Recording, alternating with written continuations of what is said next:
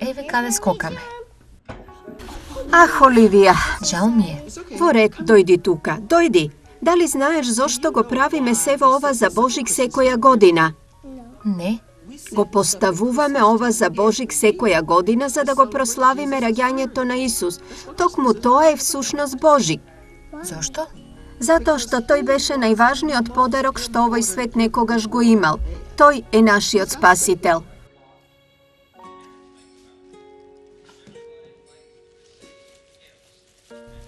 Оливија, на што најмногу се радуваш за Божик оваа година? Освен за подароците? Да, освен за нив секако. Па нема училиште 2 недели. И секако твоите познати тројни чоколадни колачиња. Навистина мислиш дека ќе ги направам? Се надевам. Ајде да не заборавиме што всушност е Божик. Знам, бабо. Божик е поврзан за Исус.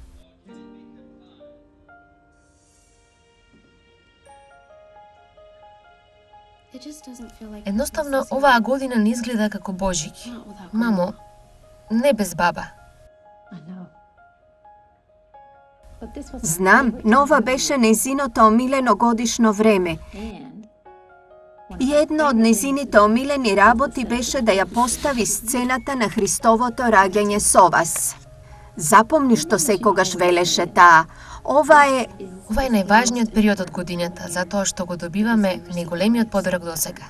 Исус. Мислам дека таа сакаше да го запомниш тоа.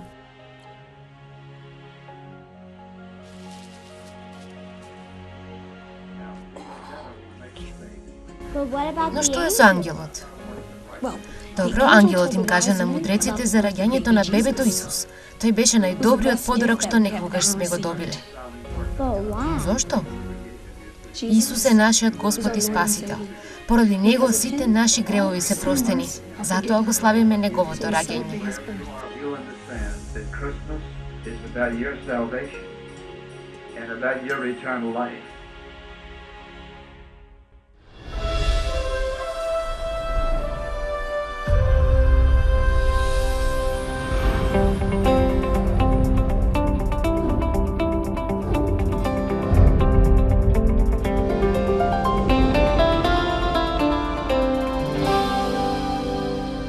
Интач со доктор Чарлс Стенли. Споделување на Евангелието низ целиот свет. Следно на програмата Интач. Божик, учејќи не да даваме. Секогаш е извор на утеха и мир да се знае дека нашиот Бог секој ден, цел ден, кој ни го води животот, е Бог на мудроста, што значи дека тој секогаш го избира најдоброто во секоја одлука што ја носи. Тој не само што го избира најдоброто, туку го избира најдобриот начин за нас да дојдеме до најдоброто. Не само тоа, мудроста е многу повеќе од фактот дека Бог знае се. Но кога размислуваш за одлуките кои Бог ги носи, тој секогаш носи мудри одлуки кои секогаш го носат најдобриот резултат. Така, ако некоја личност на вистина ги сака најдобрите резултати од животот, тие ќе го изберат Божиот начин. Тие ќе изберат да ги следат одлуките кои Бог ги поставува во нивниот живот.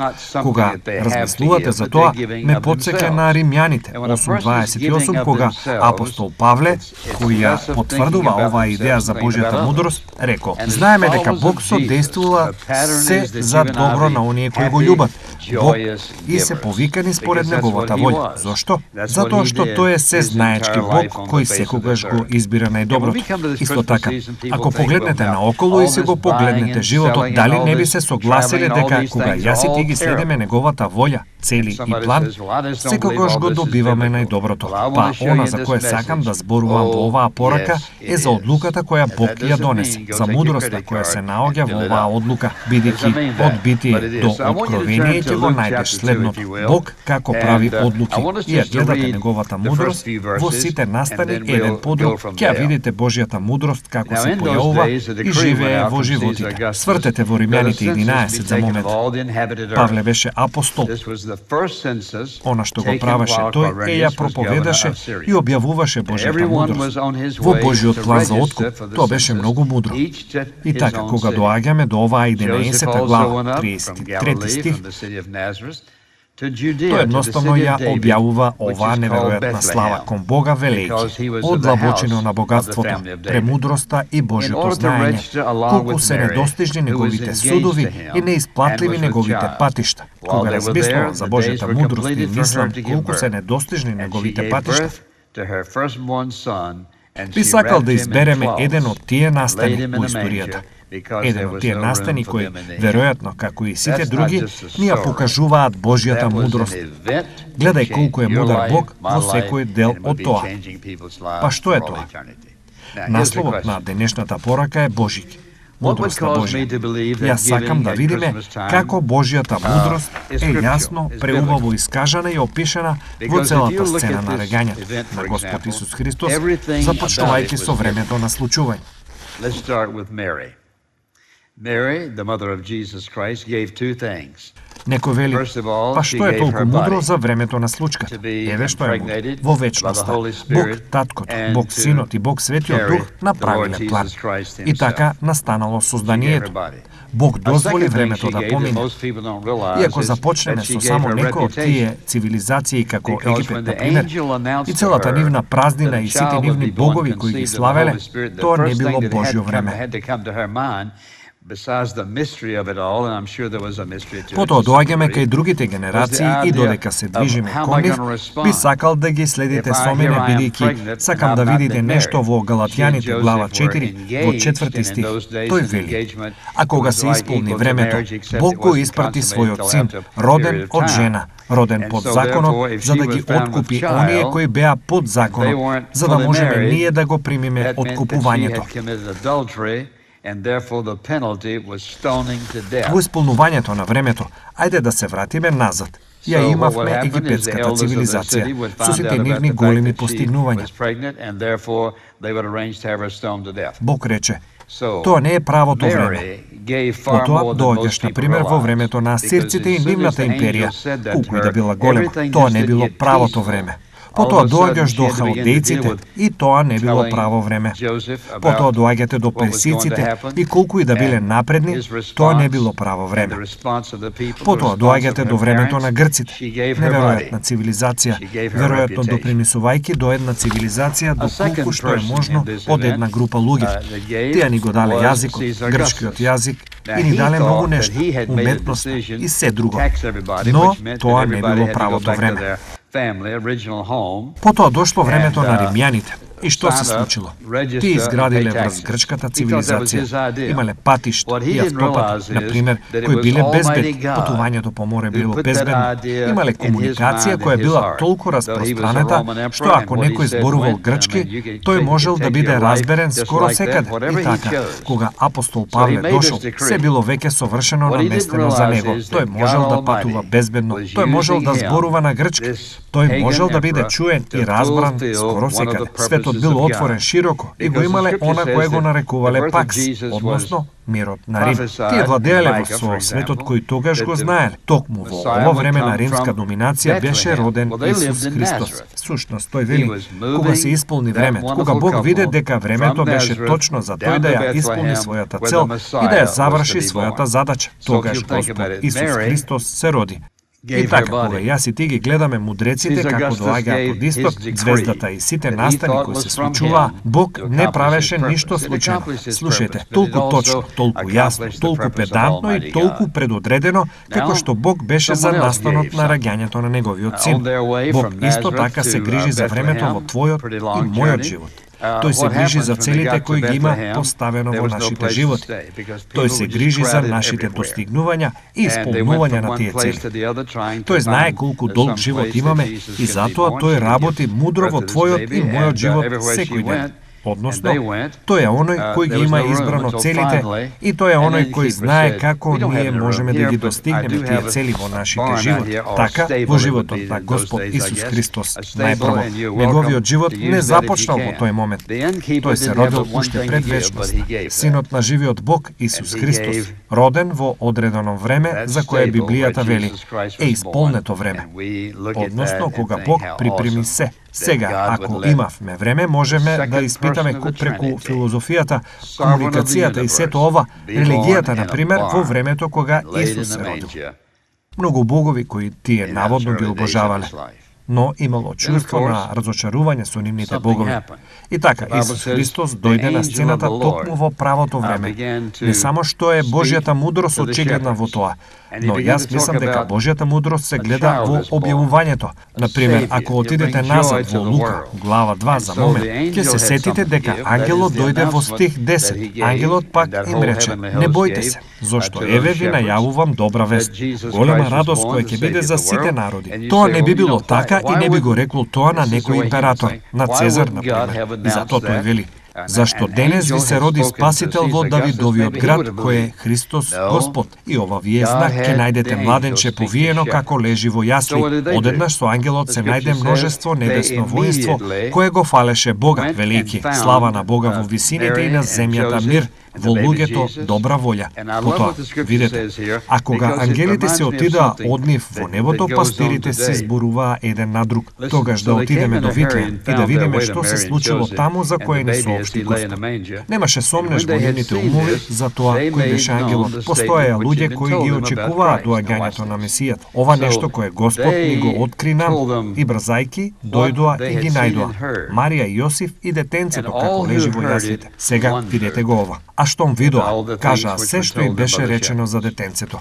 И сите кои чуја се воскитуваа на она што пастирите им го рекоа. Што направи и тие? Токму она кое Бог сакаше да го направи. Тие овчари отидоа при пријателите и семејствата и почнаа да им раскажуваат за она кое го видоа. И доволно од нив го видоа тоа за да бидат веродостојни. А сепак многу луѓе се прашуваа. Но некако наместо да речат: ние не веруваме во тоа, тие се сомневаа во нештата кои ги чуе. И вестите почнаа да се шират дека ова бебе беше родено. Тој беше навестен од ангел и беше навестен како Исус Христос, Месијата, односно Господ, Спасител на светот. А евреите разбраа што тоа значи. И така, самата објава беше Божјата мудрост. Тој искористи ангел за да нема грешка. Им кажа на пастирите, бидејќи тој знаеше точно што би направиле.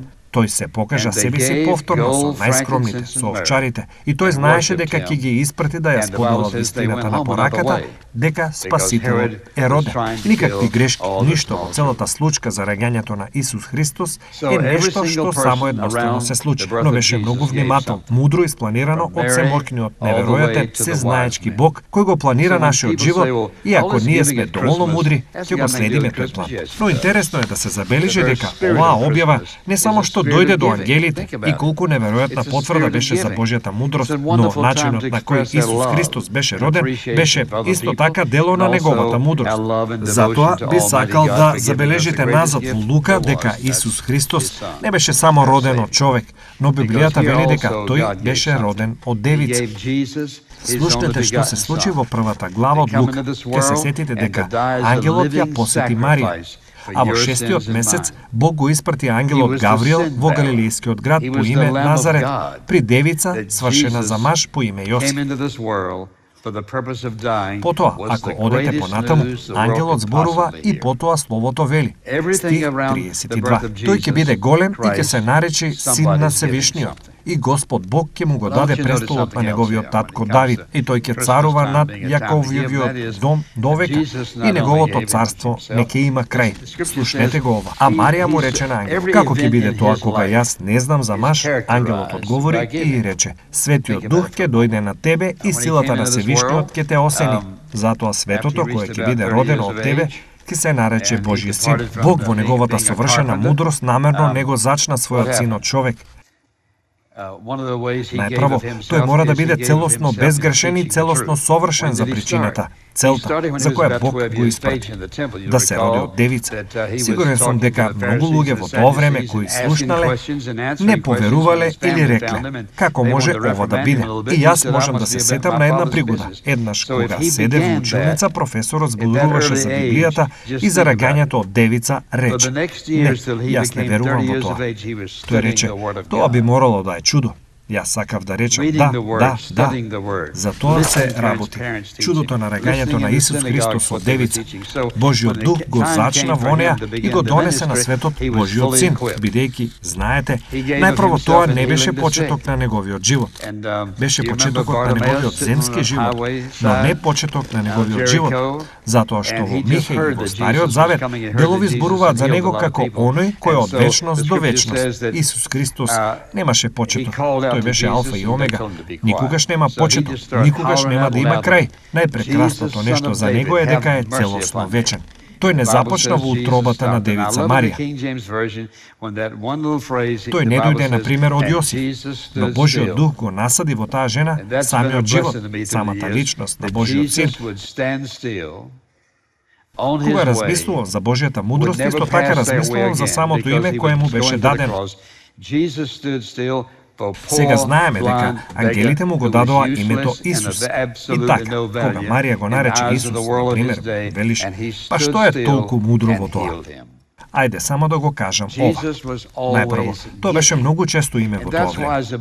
Многу еврејски момчиња го имаа името Исус. Па зошто тој не се нарекуваше со некое многу различно име? Исус секогаш беше идентификуван со што?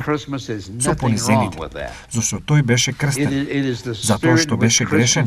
Не, тој не беше. Не беше крстен бидејќи беше грешен. Тој беше крстен за да се идентификува себе си со грешното човештво. Не затоа што имаше потреба од прошка или нешто му беше простено. Така, кога се работи за неговото име, кој е неговото име? Исус. Еврејскиот збор е Јешуа. Што означуваше тој збор? Ослободителот на Јехова. Дали тоа е случајно? Дали тоа едноставно се случи? Не. Ова е ослободителот на Јехова. Слушайте, ослободителот на Јехова. Тоа име представуваше, символизираше и ја објавуваше самата цел за која тој дојде. Да го ослободи човештвото од нивните гревови, да биде спасителот на светот. Но знаете ли кој е најневеројатниот израз на неговата мудрост во сето тоа? И тоа е целта за која тој дојде. Сега размислете за ова на момент. Зошто таткото го испрати него? Зошто таткото го испрати својот син? Зошто дојде Исус? Ако го гледаш целиот негов почеток и сите нешта кои го околуваат, зошто дојде тој? Исус Христос дојде во светот како јагнето Божјо за примарната цел да умре на крст. Тој дојде како пример. Секако пример на свето и побожно живење, но тоа не беше неговата причина за доаѓање. Неговата првична причина за доаѓање беше за да умре. Тој рече: јас дојдов да го дадам својот живот како откуп за многумина. И така, кога ќе погледнеш кон Божјата мудрост, размисли за ова. Еве убав израз на Божјата мудрост. Ајде да го ставиме Бог Таткот, Бог Синот и Бог Светиот Дух, водејќи разговор уште пред почетокот на светот. И знаејќи дека човекот ќе сгреши, велики. Сега, како ние ќе го откупиме човештвото? Секако дека не мораа да размислат за ова. Јас само го разгледувам. Како да го откупиме човештвото? Можеме да му дадеме на човекот неколку правила според кои мора да живее. И така, ако се придржува до нив или до неколку од овие правила, тогаш ќе му се простат гревовите. Ние ќе го прифатиме во Божјото семејство и така ќе му биде простено и ќе биде дете Божјо. Но, имајќи грешна природа како што има човекот, тој нема да може да се додржува до тие правила. И покрај тоа, знаејќи го човекот, сигурно би имало поделба точно што значат тие правила. И човекот не би можел да се согласи на сите нив, така што тоа не би функционирало. Што е со човекот кој добро се однесува? Па затоа што тој има грешна природа, знаеме дека нема да се однесува добро бидејќи тој не може. Неговата природа е грешна и ќе биде грешна. Неговата природа ќе го спречи да биде поврзан со нас. Така, што ќе правиме? И така, што направи Бог? Во неговата неверојатна мудрост, тој не мораше да го смислува сето ова и прилично сум сигурен дека овој разговор не се случил. Но што направи тој? Тој одлучи дека постои еден начин на кој можеше да му се прости гревот на човекот. И една од работите со која Бог мораше да се справи е оваа. Бог мораше да го реши овој проблем. Сега, чекај малку. Ако Бог е свет и целосно совршен, а човекот е грешен и веќе знаеме дека душата која греши ќе умре, а човекот ќе греши и ќе умре, тогаш што ќе правим? Како ќе се справиме со ова? Постоеше само еден начин. Бог избра во неговата мудрост да ја исполни секоја потреба, односно, тој знаеше дека човекот со своето однесување никогаш нема да може да го достигне ова. Тој не можеше да се држи до правилата и да се одрече себе си, да има дисциплина или болка нанесена од себе, за да може да биде прифатен пред Бог. Немаше начин човекот самиот да направи нешто за да биде прифатен пред Бог. И човекот се уште не може. Тој не можеше уште од почеток и се уште не може. Нештото кое Бог мораше да го одлучи е ова. Како ние се уште можеме да останеме Бог Татко, Бог Син и Бог Свети Дух во нашата совршена светост, а истовремено да му простиме на човекот кој не може да си помогне. Имаше само еден начин. Бог во неговата мудрост избра да го стори тоа. Тројството. Бог Отецот, Бог Синот, Бог Светиот Дух донеле одлука. Исус Христос, Синот Божи, кој е Бог, самиот би дошол на овој свет, би се родил од девица, би живеел меѓу луѓето и на крајот би отишол на крстот. И на тој крст тој би го положил својот живот, жртвеното јагне, родено во штала како јагне, родено во куќата на лебот, затоа што тој ќе биде лебот на животот. Тој би го положил својот живот како замена, како жртвена замена за целото човештво. И единствената личност која веројатно би можела да го направи тоа би бил Бог. Кој друг би можел да го поднесе гревот на целото човештво, освен самиот Бог? Затоа што секое друго човечко суштество на лицето на земјата би било грешник. И така, тој не можеше да умре освен за собствениот грев, а тоа не би функционирало. И така, Бог во неговата совршена мудрост избра да дојде на овој свет. Тој избра да дојде, роден од девица, да го живее својот живот, да оди на крстот, да биде распнат од римјаните, но предодреден од самиот Бог, за да може да умре како заменска жртвена смрт за на човекот да му бидат простени гревовите. И кога секој човек универзално, без разлика кој е, би прифатил дека тој е Син Божи, дека неговата смрт е помирување, тоа значи дека се плаќа цена за ништо и дека е замена во моментот кога човекот е подготвен да го прифати како спасител, неговата смрт како помирување, неговата смрт како замена. Тој момент ќе бидат простени гревовите. Нивното име е запишано во книгата на животот на јагнето. Тоа ќе бидат запечатени како деца на семокниот Бог и ќе бидат вечно безбедни се додека живеат на оваа земја и за сета вечност. Во мудроста Божја тој рече дека може да има само еден пат. Еден пат, една личност, еден крст, една смрт, една замена, една прекрасна жртва за гревот на човештвото. А тоа е личноста на Исус Христос. Така, што кога јас и тија гледаме сцената со јаслите, ако го видиме целиот Божјиот откупувачки план, ова е начинот на кој ќе гледаме. Ќе видиме сцената на јаслите со сенката на крстот, како точно лежи преку неа. Сега овој семудар Бог, кој ни даде единствен план за откуп, рече: ова е тоа, ова е начинот. Велиш, па зарем тоа не е прилично арогантно? Ке мора да го обвинувате Бог? Не може да има друг начин. Еве што рекол Бог. Еден правец. И Исус тоа го кажа многу јасно, многу едноставно. Рече: јас сум патот, вистината и животот. Никој никаде не доаѓа кај Отецот освен преку мене. Знаете ли зашто е Божик? Божик е ова прекрасна, воскитувачка демонстрација на Божјата света совршена мудрост во тоа да го сака човекот безусловно и да ни даде спасител на начин што никогаш нема да можеме да ја избришиме од нашите умови, таа сцена од јасли, кога Бог ја посети земјата за прв пат во неговото совршено божество. Земајќи ја на себе човечноста, за да не биде секој еден човек на лицето на земјата за секогаш заслепен од неговата слава, сјај и величественост. Тој мораше да биде ставен во човечко тело, за да ние можеме да гледаме на него.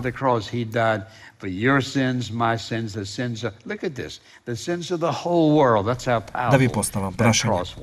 Ако Бог вели, а тој го рекол тоа, има само еден начин според мојата мудрост, има само еден начин. Ти велиш, но сега јас само... Не е тоа проблемот. Знаеш што? Prepare your Не place прави in heaven. разлика во што верувам And јас from that или во point што on, веруваш indwell you ти. with the Holy Spirit, Прашањето so е that што рекол Бог. you can do for Воедно, others. слушајте, Бог рече дека има еден и само еден начин. И тука е убавината на сето тоа. Тој го направи тоа толку едноставно. Nor will you give Не a мора да greater поседувате present. ништо. Не треба да одите никаде. Вие не треба да имате ништо. Не мора да имате образование. Не постои ниту една материјална работа што човекот ја смислил и што треба да ја имате. Знаете што треба да направите? Едноставно, верувајте му. Верувајте му. Прифатете го она што тој го кажува како вистина. Како го правиш тоа? Еве што правите. Ти велиш, Господи Исусе, Ти исклучив од мојот живот сите овие години. Те молам да ми простиш за мојот греф. И јас верувам дека Твојата смрт на крстот целосно го исплати мојот долг за греф, бидејќи така вели Твојот збор. И затоа те молам да ми простиш врз основа на Твојата смрт и Ти верувам како мој личен спасител за простување на моите гревови. Тогаш сте го направиле најмудрото нешто што можевте да го направите на лицето на оваа земја. Прими го за себе дарот на вечниот живот кој доаѓа во една личност, а таа личност е Исус Христос. Тој е она што Божи го представува. Татко, колку сме благодарни. Ти со сета своја прекрасна мудрост го контролираше, суверено го надвладеа секој поединечен аспект од доаѓањето на Твојот син. И сега, овие стотици и стотици години подоцна, ние Ти се поклонуваме, Те обожуваме, Те славиме, Те благословуваме, Ти се покоруваме, се поклонуваме пред Тебе. Се понизуваме пред Тебе како признание и восхитување на Твојата прекрасна мудрост, да го направиш тоа на Твој начин. Нека Светиот Дух им зборува на срцата на многу луѓе, за да го примат Христос, нивната единствена надеж и Твојата единствена врата кон небото, како нивен личен спасител. Во Неговото прекрасно име се молиме. Амин.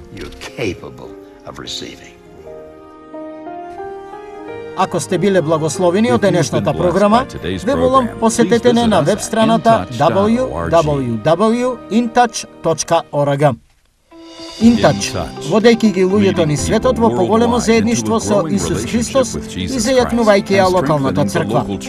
Оваа програма е спонзорирана преку службите InTouch и овозможена преку Божјата благодат и вашите верни молитви и дарови.